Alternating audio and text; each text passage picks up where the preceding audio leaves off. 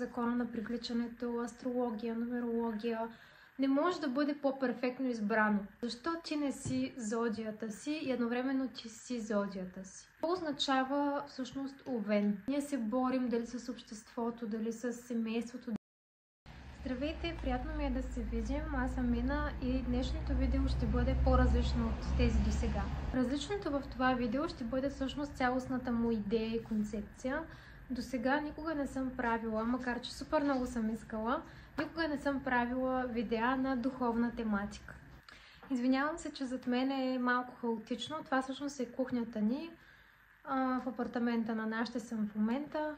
И реших така, имах днеска музата да запиша тук това видео. Астрологията е пътя, по който аз тръгнах първо, за да открия себе си. В нея намерих изключително много неща, които преди не осъзнавах и не ги знаех. Когато аз визирам духовност, имам предвид закона на привличането, астрология, нумерология, старо, всякакви такива учения, които винаги са представлявали голям интерес за мен и съм навлизала в тях някак натурално. Дори психологията можем да включим тук, макар че тя си е по-утвърдена от другите, от социална гледна точка. Защо ти не си зодията си и едновременно ти си зодията си? Когато говорим за зодия, говорим за слънчевия знак в картата. Преди, когато бях по-малка, когато кажах, че съм зодия Овен, която всъщност е най-мъжката, най-огнената зодия, най-силната зодия от всички, хората не ми вярваха и гледаха малко така странно, като че ли ти някакси не си приличаш на зодията, не си отиваш. С годините обаче аз започнах да виждам както моя огън, така и чуждия огън. Това означава всъщност Овен. Овена е герой, Овена е силният воин, който е там, за да защити другите. Високото проявление на Овена е човека, който е защитник, който защитава слабите, който е инициатора, този, който първи скача, най-смелия, най-вдъхновяващия. И всъщност аз съм горда, че съм зодия Овен. Винаги много съм харесвала зодията си. Вътрешно съм усещала как точно резонира с мен. Все едно, точно аз съм избрала да се родя на датата 17, точно годината. Любимото ми число е 7 и интуитивно винаги съм харесвала датата си, съм харесвала зодията си и имам чувството, че просто то не може да бъде по-перфектно избрано. Ако, например, някой ми, в смисъл в паралелна вселена си представя, че съм зодия, да кажем, Козирог, някак си няма да ми пасва. Просто няма да ми пасва на темперамента, на характера, на мисията дори. Зодията вие не сте вие. Има толкова много неща в наталната карта, които всъщност я оформят като едно цяло.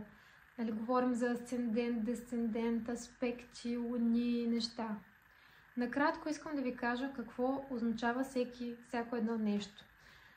Зодията или слънчевия знак, според гледната точка, която аз вярвам и съм чела и изповядвам, слънчевия знак всъщност е мисията ни. Това, което ние трябва да станем в този живот, не това, което вече сме. Това е потенциал, който ние трябва всъщност да развием и да достигнем по възможност в високата му форма.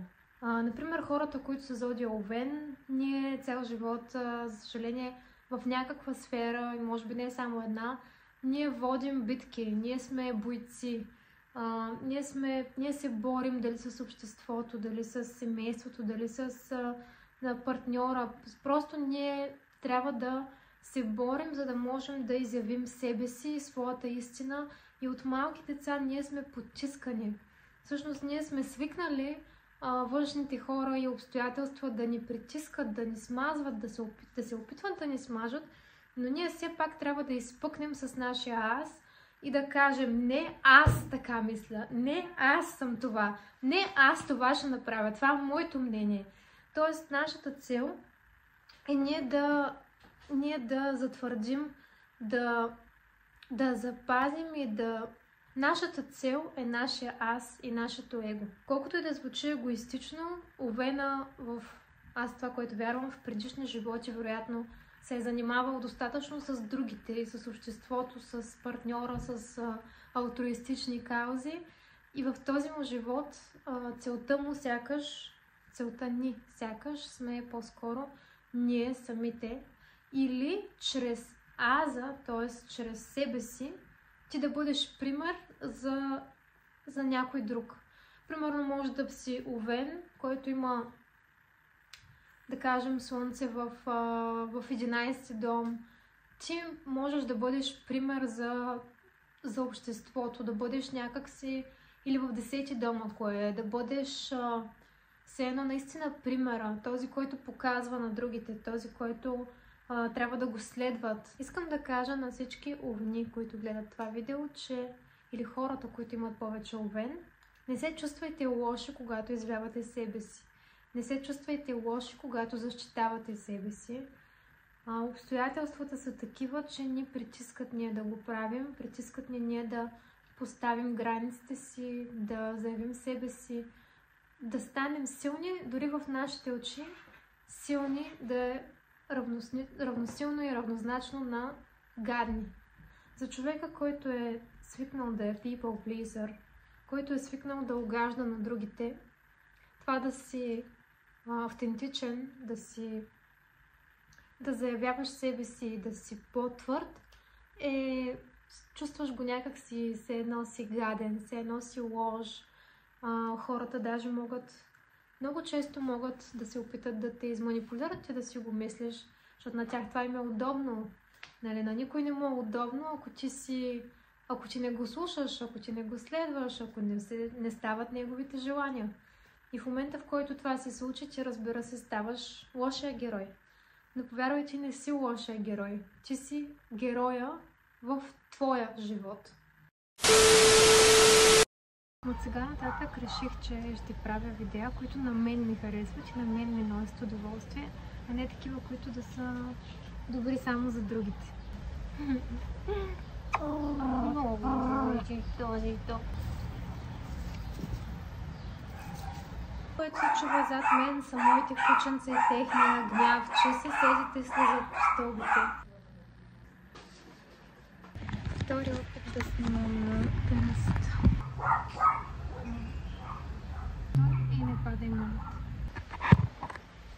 Така, от много отдавна, още откакто си направих канала в YouTube, винаги съм искала да имам и видео на духовна тематика. Защото това са теми, които винаги всъщност са ме вълнували. Винаги съм била човек, който е по-дълбок, който се интересува от езотерика, от астрология, от такива теми. До сега видеята ги правих с идеята, мислих предимно за другите. Да, за 15 път някой ме прекъсва. Ставях се да направя видео на терасата, но май нещо не се получава. Но поне Джоли ми стои така. Аз не обичам като говоря да ме говоря, затова може би ще се намести. And then I think about myself and I stayed. I'm a pretty boss, look on my shit bright waist. I'm a freak in the sheets, but I got class. I'ma grab an ass if you want it. Best you ever had, give it to you.